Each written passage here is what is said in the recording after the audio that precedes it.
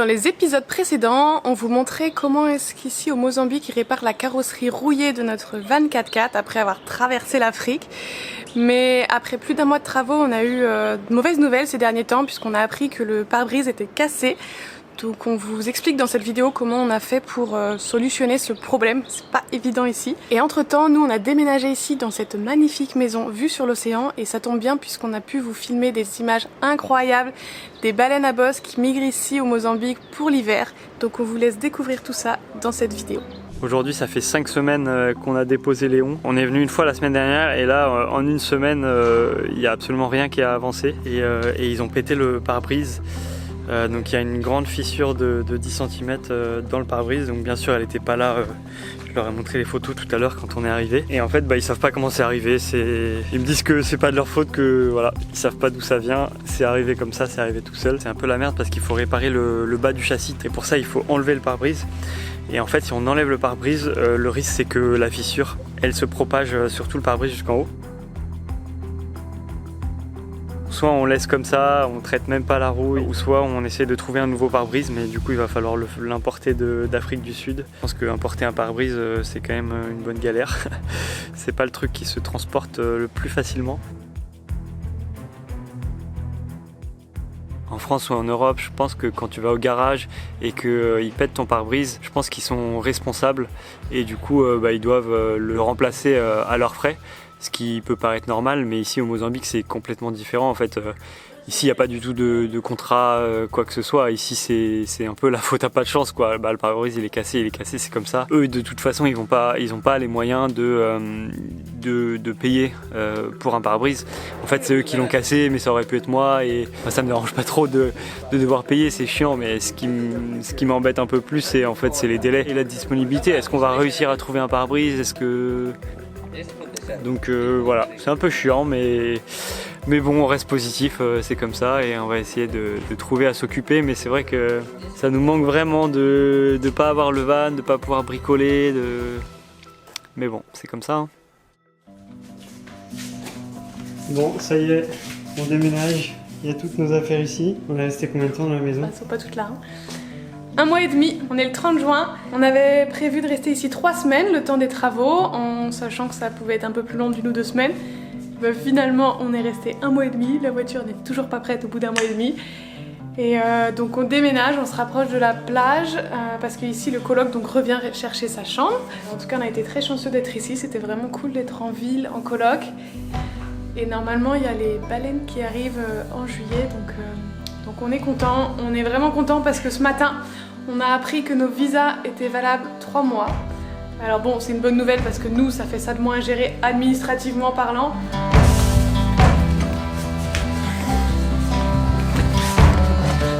Voilà, on charge la voiture. On va y aller avec la voiture de notre coloc parce qu'elle va là-bas. La maison où on va s'éloigner un peu du garage. Au lieu de mettre, je pense 1h15, je vais mettre à peu près 2h30. Mais en tout cas on va dans une maison qui est avec la vue sur la plage, avec la mer et tout. C'est des abonnés qui ont une maison ici, près de la plage, et qui nous ont proposé de nous prêter leur maison. Donc on est vraiment super contents, ça fait vraiment plaisir.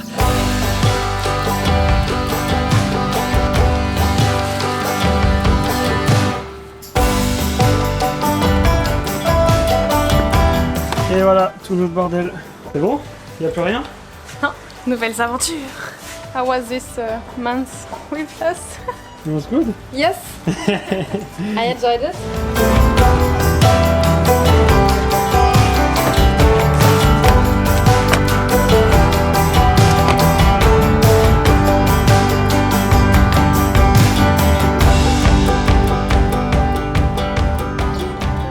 C'est la maison là-haut.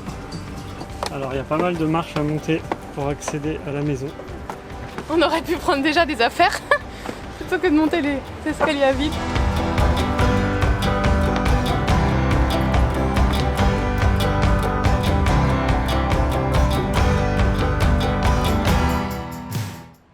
C'est incroyable, ça fait 2 semaines qu'on est dans la maison, donc ça fait 2 semaines que tous les jours on observe pendant au moins 1 heure sur la terrasse. Et en fin de journée aussi, en général, on essaie de passer une petite demi-heure, 1 heure. Oh, oh, je suis en train de parler à la caméra. Aïe aïe aïe aïe aïe, tu l'as loupé celle-là mais... Ouf.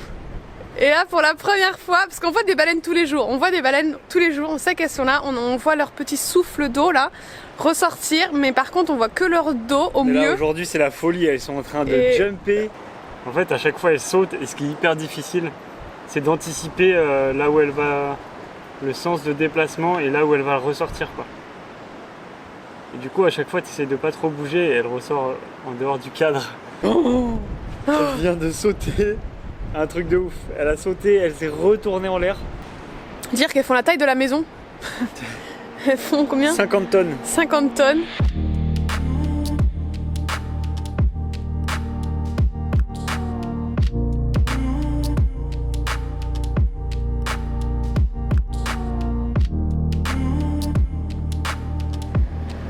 Ça fait maintenant 2 ans pratiquement qu'on est sur la route. On prend vraiment le temps de lire maintenant des livres qui parlent beaucoup d'écologie, de la nature, d'économie un petit peu. Enfin voilà, tout ce qui nous permet de comprendre un petit peu mieux le monde dans lequel nous vivons. Et on a pas mal lu aussi sur les questions de l'effondrement. Tous les scientifiques, un petit peu, les experts s'accordent à dire que c'est un peu la catastrophe niveau climatique. Du coup, tout ça, ça nous a un peu perturbés, voire un peu déprimés à certains moments. Là, on est tombé sur une BD. Tout va bien, enfin ça va aller, ça porte très bien son nom, de La Relève et la Peste. Et en fait c'est un couple de jeunes trentenaires. À un moment je me suis dit mais c'est une caméra cachée, ils nous ont filmé ou quoi. Et en fait je pense qu'on n'est pas les seuls à traverser ces épreuves-là. Et donc ça fait vraiment du bien de voir un livre qui parle de ça, qu'on est nombreux à s'interroger sur ces sujets, qu'on essaie de faire de notre mieux mais qu'on maîtrise pas tout, que ça nous déprime un peu, enfin voilà, les discussions qu'on peut avoir avec nos amis, etc. Je pense que c'est un livre qui peut plaire à toutes les personnes qui à la fois ont déjà lu des choses sur l'effondrement et ont besoin de voir que en fait ils sont pas tout seuls et de voir un avenir positif et des actions concrètes, et à tous ceux qui veulent en savoir un petit peu plus sur ce sujet-là de façon légère et assez simple et assez rapide. Le deuxième livre dont on veut vous parler, ça s'appelle Vivant, de La Relève et la Peste. On a lu pas mal de livres qui parlent du climat, d'effondrement, de tous ces sujets-là. Et effectivement, comme l'a dit Marion, c'est souvent assez démoralisant. Et là, franchement, c'est le premier livre que je lis qui est plutôt très positif. C'est écrit par plein de chercheurs, d'écrivains qui sont vraiment spécialisés dans un domaine en particulier et ils vont chacun vraiment au fond des sujets. Ça parle aussi d'économie, de nos sociétés, de ce qui nous attend un peu dans les décennies à venir. Ça parle également de désobéissance fertile, de vraiment plein de sujets hyper intéressants. Depuis 2 semaines qu'on est ici dans la maison, on observe tous les jours les baleines. On a voulu en savoir un petit peu plus, donc on est allé rencontrer Jennifer qui travaille dans la recherche marine ici au Mozambique. Donc elle nous a expliqué plein de choses hyper intéressantes. So I'm Jenny. I work for All Out Africa Marine Research Centre here in Tofu, Mozambique. They come here and they hang out among this huge stretch of coastline to do all their breeding behaviours. And so they will mate and they will give birth. And then when they're finished doing that, they go back to with the babies. With their new babies, they'll head back to Antarctica and then feed for the other 6 months of the year. So they travel 5,000 kilometers. So it's the longest migration known by any mammal on Earth. Because they are communicating together, no? All the time. They can sound like a dinosaur, a washing machine, a car starting. They can sound like everything, all the way up to those high squeaks like a dolphin or like a bird. Je voulais vous présenter un peu notamment le chapitre de Lamia Essemlali. Je vous lis un passage. Si nous ne sauvons pas les baleines, nous ne sauverons rien d'autre dans l'océan. Et si l'océan meurt, nous mourrons avec lui. Elle explique l'importance des baleines et des grands prédateurs dans l'océan qui en fait via leur déjection produisent beaucoup de fer et d'azote, ce qui développe les phytoplanctons. Et les phytoplanctons produisent l'oxygène dont on a besoin sur la planète pour respirer, et l'impact des phytoplanctons est plus important que la production d'oxygène de toutes les forêts du monde. Le livre se lit vraiment très bien, ils ont utilisé pas mal de petits graphismes qui sont très stylés et il y a quelques images très sympas aussi. Comme d'habitude, pour retrouver ces bouquins, on met toutes les infos en description sous la vidéo. Et on vous invite également à aller consulter les articles quotidiens du média La Relève et la Peste qui sont accessibles gratuitement sur leur site internet, et ils traitent de beaucoup de sujets que les autres médias ne traitent pas puisqu'ils sont totalement indépendants, financés que par la vente des livres et donc sans prêt bancaire, sans publicité et sans actionnaire.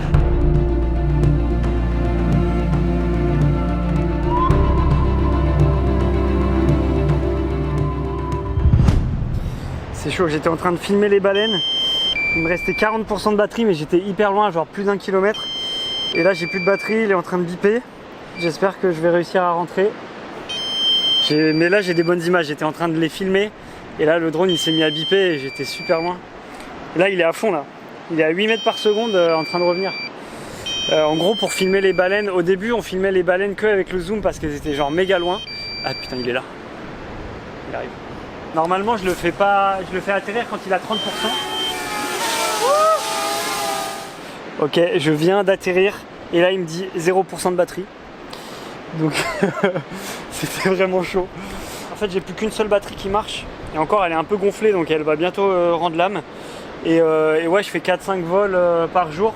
Parce qu'à chaque fois en fait je les vois et le temps que je prenne le drone, que je décolle, et j'ai au moins 1 km à faire avec le drone pour arriver jusqu'aux baleines. Et en général quand j'arrive elles sont déjà dans les profondeurs et du coup c'est hyper dur. C'est hyper dur de les avoir, il faut avoir beaucoup de chance. On a parlé justement du drone avec Jenny du centre de recherche et elle nous a dit que le drone, s'il est vachement haut, ça le dérange pas trop les baleines. En fait, c'est surtout les bateaux touristiques quand ils se rapprochent vraiment très fort. En fait, les moteurs des bateaux, ça peut vraiment leur affecter les oreilles.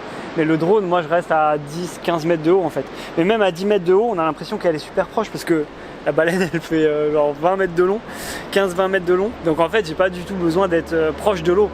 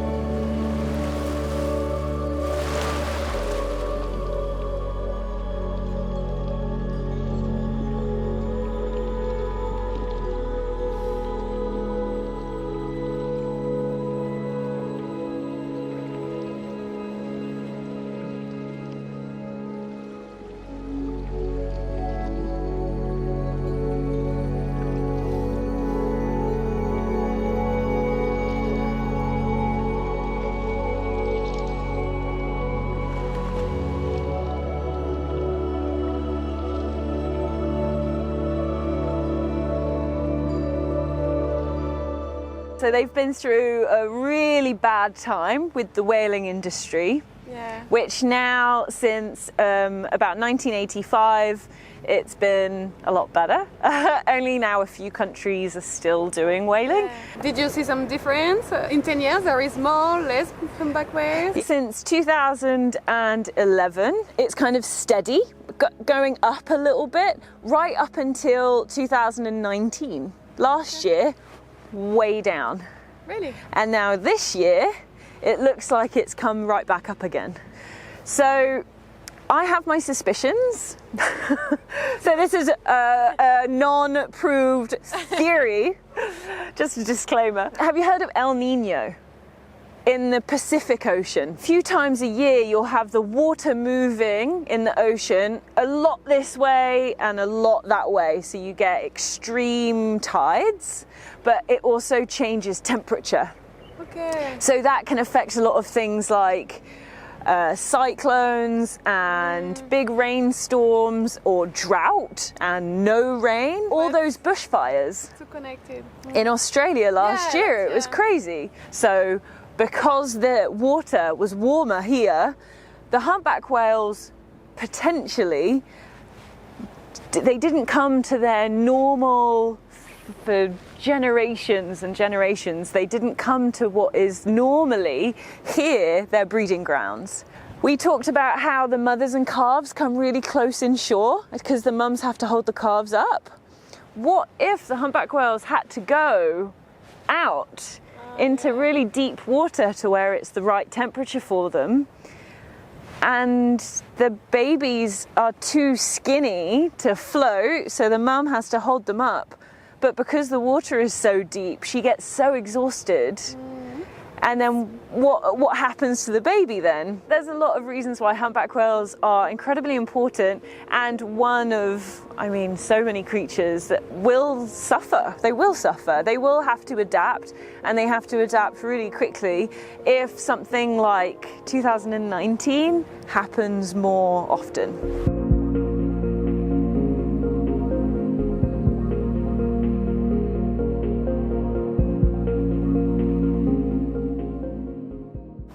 Bonjour, on se retrouve cette semaine pour retourner au garage.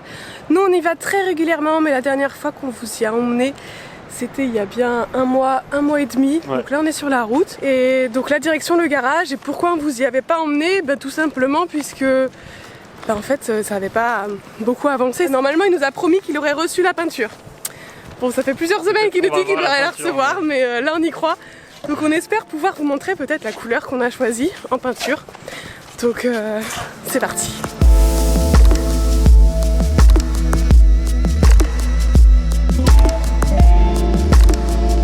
Après 2 bonnes heures de route, on arrive au garage. On a commandé le pare-brise la semaine dernière. En fait, c'est pas ici qu'ils commandent, ils nous ont envoyé en ville dans un magasin de pièces de voiture. Donc ils l'ont commandé à la capitale, à Maputo, à 500 km d'ici. 3 jours plus tard, il est arrivé, donc on a payé un peu plus cher le transport pour prendre une espèce d'assurance, ce qui fait que si le transporteur casse le pare-brise sur le trajet, c'est lui qui est responsable et il doit payer. On espère que le pare-brise normalement est arrivé en bon état.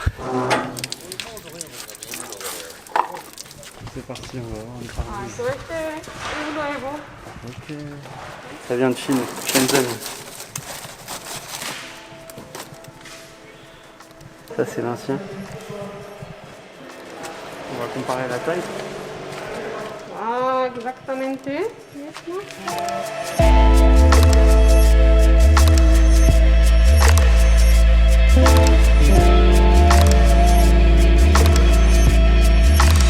crois qu'il est prêt pour la peinture là.